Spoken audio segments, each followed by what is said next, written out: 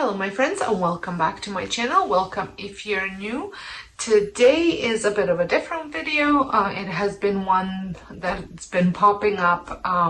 The question or requests for it have been popping up over on my Instagram as well as in my messages, direct messages. So I thought I address it and kind of talk about it. So this video is going to be about how to start, if you're thinking about starting a home daycare, the basic first kind of steps that you need to take in order to see if you can open up a home daycare in your area or in your space, and what you need to know about opening up a daycare. So I am located in Ontario, Canada. We have, obviously, every province within our country has different rules that they follow, but also we're so different in Canada than the US, and I'm sure any other country is different. So that would be my first step, is for you to figure out what the rules are. So I'm just going to give examples of how it is here, and then you obviously can kind of check out your area rules. So we can have a licensed home daycare. We cannot hold a license ourselves. We are licensed through a licensing agency. So there's two different ones in my town. I know every town is different, but there's two different ones in my town. I do run a licensed home daycare. You can, however, run a privately owned daycare where you don't need a license.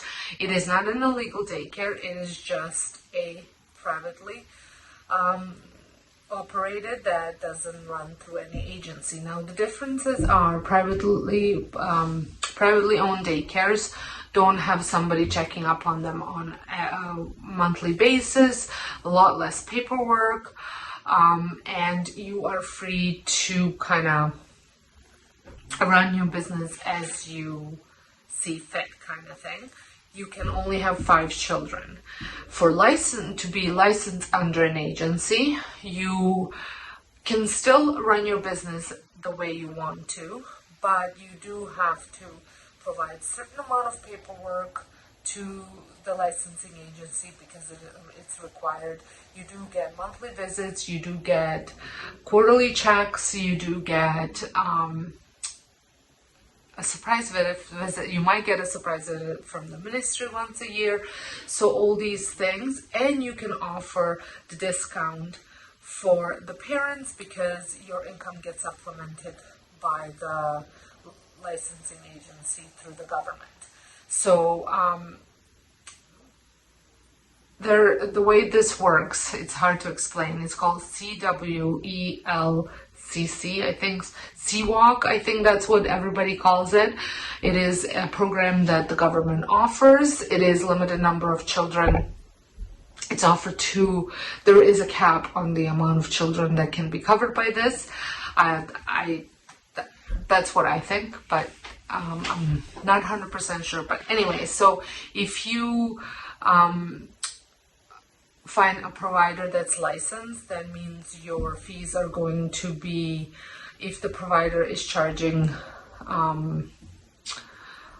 whatever the provider is charging, if they are placing you privately, because you can be placed privately through the licensing agency as well, in my area. So you pay, the parent pays about 42.75%. If my percentages are right, I think I had it written down. Yeah, 0.25 of whatever the fee the provider charges, and then the rest is paid to the provider by the government. Or you can, if I place my kids through the region, which is who I am licensed with, then you can get, then they have a set price for how much they charge per day, and it's significantly less than what a private care provider would charge. So this is just something. And then also you can offer subsidy, because subsidy is only available to licensed providers. So if a family can't afford the full fees, or even the ones at the discount price, they can get subsidized. They have to qualify and get subsidized, and then that you can offer that as well. So you can definitely, it is a more desirable type of a home daycare that people look for in my area. The licensing agency in my area also will find you children. There's a huge list of waiting list, so you constantly have children coming. You can also look for your own children and place them through the agency or place them privately. Nothing really changes as far as the fees go. It's just it's more of a paperwork thing. I prefer to find my own families and have them go through kind of me. You still have the interview process regardless whether they're coming through the region or not, but I just prefer kind of have more control over it myself. So that's the first step, is if you are in my area, whether you want to be private or you want to be licensed, that is your decision. A lot of care providers, a lot of my friends that are private, they don't wish to be licensed because they don't want they feel like they have somebody kind of breathing down their neck. I don't find that in my situation, but everybody's different. So deciding how you want to run it, then you also want to familiarize yourself with ministry rules as well. If you are deciding to go through the licensing agency, familiarize yourself with some requirements that they might have in order for me to get my license through them or to be licensed by them.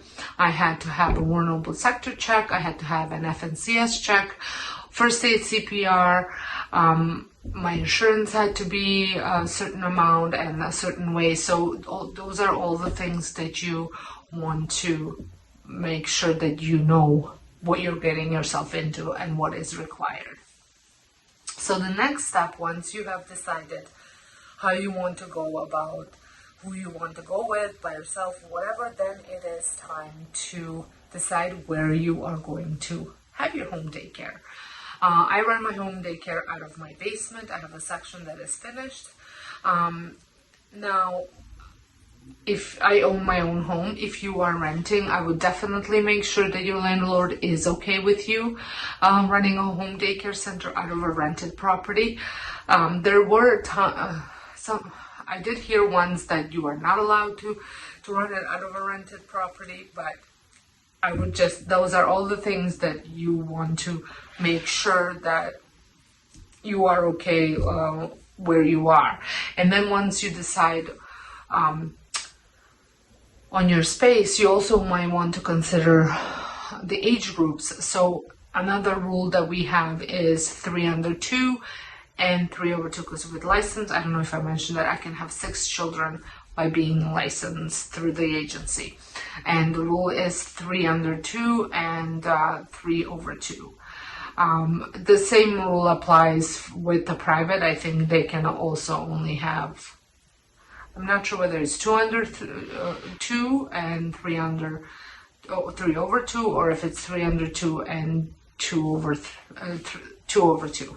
That, again, you have to make sure all those numbers you are familiar with, depending on where you want to go. I know what I need to have, so if you decide to go private, then double check on that. So things to consider. I only do home childcare for 18 months and to 4 years. So I know that my space is designed for that age group. I have also made sure that my windows are big enough for safe exit, and this allows me to have nap time downstairs as well. And for nap time, that's another thing to consider. If your children are under the age of 18 months, they do require to have either cribs or playpens.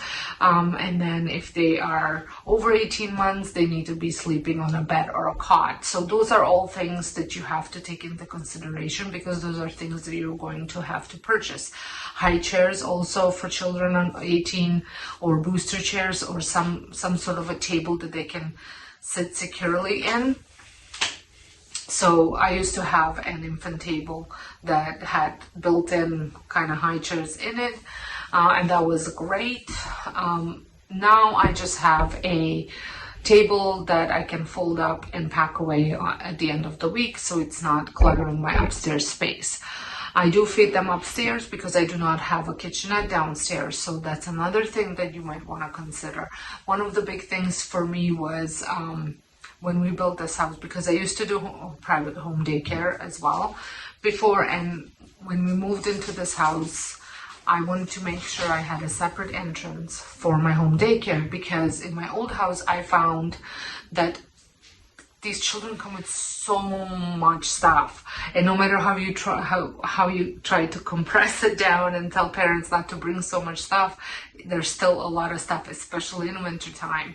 So having an area where each child has an individual hook, a space where I can put shoes, put sunscreen, bags, whatever I need to store away from my front entry, because it was always such a mess in my old house, and whenever anybody would come, it was just a mess all the time. So having all that kind of set up in a separate area is great. And this is also where I have a parent communication board, so that way parents can see everything that they need to see right when they come in. So that's another thing to consider. Also, fence yard. Do you want to have a fence yard, or how are you going to be playing outside? Do you have a park nearby that you can go to so you don't have to have outdoor space? I personally prefer to have at least a little small outdoor space, so I'm not forced to go to the park every single time I want to play outside, especially at the end of the day. So I like to have a little area set up for daycare in the backyard. My yard is fenced, so I don't have to worry about that. One thing that I did have to worry about, I did have a hard time finding insurance, because if you watch my channel, you know I have 2 big dogs, and so I did have to get a different type of insurance for that as well.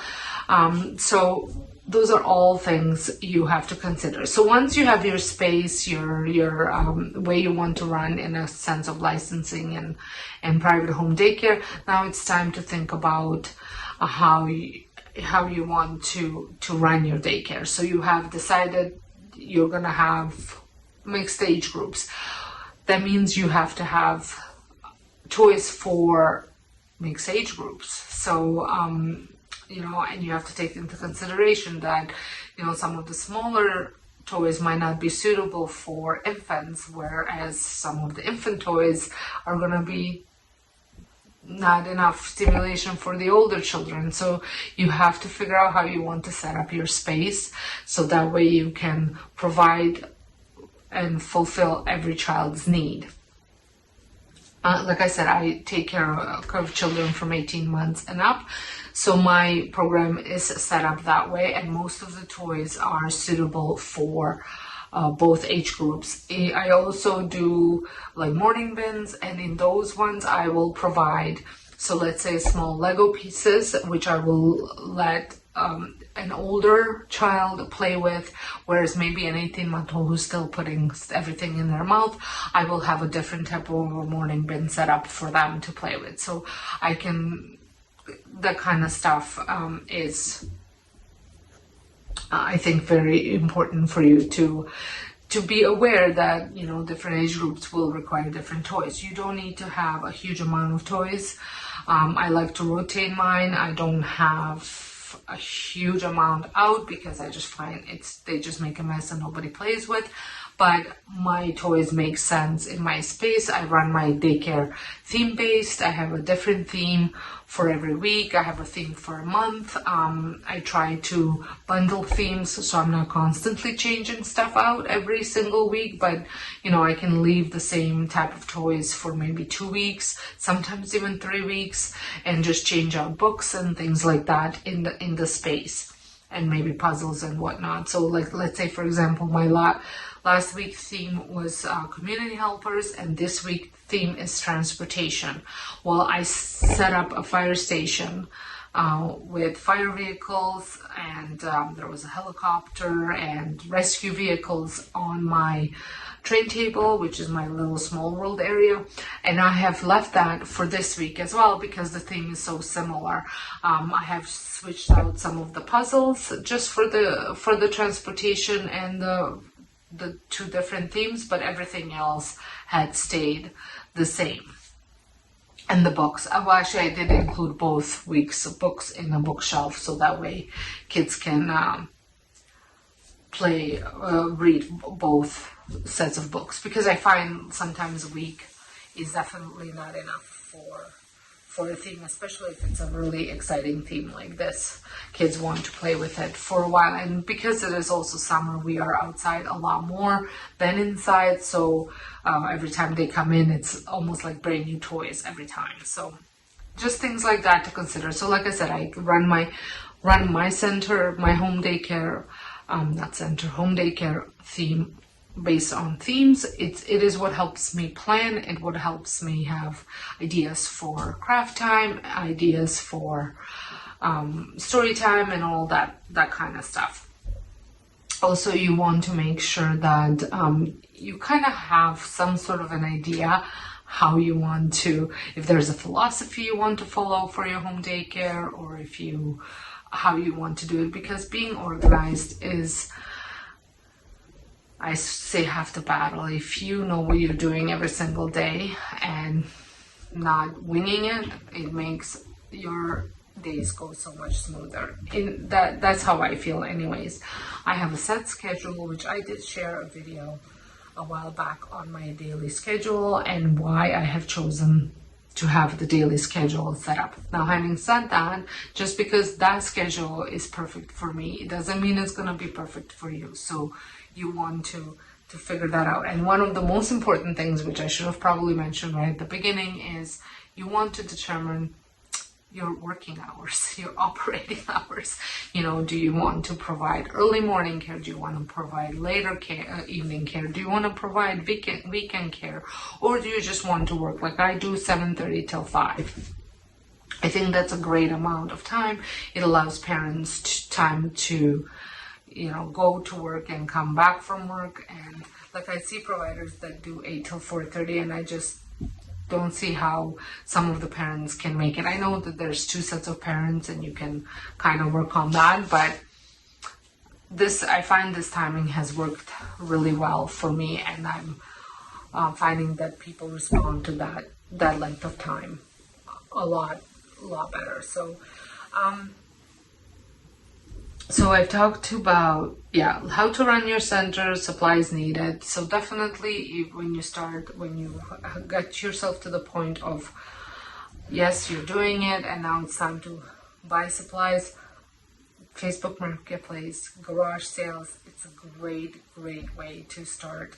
I have bought almost everything that I have, furniture, big toys, even books at garage sales. It's a great way to prevent things to go into garbage. I visit thrift stores, secondhand stores all the time. Facebook Marketplace, I have bought my 60 stroller and my quad stroller, both on Facebook Marketplace. I would have spent upwards of $2,500 if I bought everything new, and I got it all for both of them for $500. So definitely shop around, and make sure when you're shopping at Facebook Marketplace, whatnot, take pictures, snap pictures of the conversations of what things you've bought, because then you can claim it on your taxes and you have proof that you had actually purchased these items, so you can claim them on your taxes. So also another thing is I love to have a set menu. I have a 6-week rotational menu that I follow. It took me a while to develop this menu, and I feel like it's changing all the time because you have new children that maybe start and you need to adjust it to fit their needs. But having a basic plan on what you're going to be feeding these children is going to save you money. It's going to make sure that your food doesn't go to waste. And it's gonna make you take that guesswork out with knowing what you want to serve every single day for your children. And you can also design it so that way once you know how your children are, what your cooking time would be and how much you can dedicate to cooking and how much you can. I do craft time I set the kids up at the table for craft time when I start prepping lunch, because I can be right there to help them out if they need help, or give them guidance if they need it. But they are occupied doing stuff. I don't really care what the outcome of the craft is. It's as long as it's a process, they're doing it, they're enjoying it. Some of them don't want to do it, and that's okay too. But most of the kids that I have right now do enjoy doing crafts, so I don't have to worry about a child that doesn't want to do craft. And that way I can like kind of multitask, prep lunch, and be with them as they need it. So those are all things to consider. And also what type of food, if you I know that certain states have certain food requirements. We have some food requirements as well. It is constantly changing because also immigration has changed a lot in our country. So different kids have different needs. So you try to fulfill all that as well. So these are all things to consider. If you have any questions, if you want me to cover, I'm going to run these series. So we are this is like the basics of starting the daycare. You also, another thing before I let go, so you don't have to have your early childhood education or anything like that to run a home daycare. A little bit of some form of a training or some childhood work or anything like that is definitely beneficial. Because it might be a shell shock for those of you that maybe worked as a hairdresser and decided to do home daycare. It is definitely different than taking care of your own children, but it is a very rewarding career, in my opinion. I have done it for 28 years now, so I can't see myself really going out and working anywhere else. So having said that, so I'm going to be running these series and just covering different topics of home daycare for next month or so. So if this is something that you're interested in, make sure you hit that subscribe button and don't forget to like this video. And if you have any questions that you want me to answer in my next video, make sure you drop them in the comments and I will sure to answer them. So until next time, hope you guys have a wonderful day and thank you all so much for watching.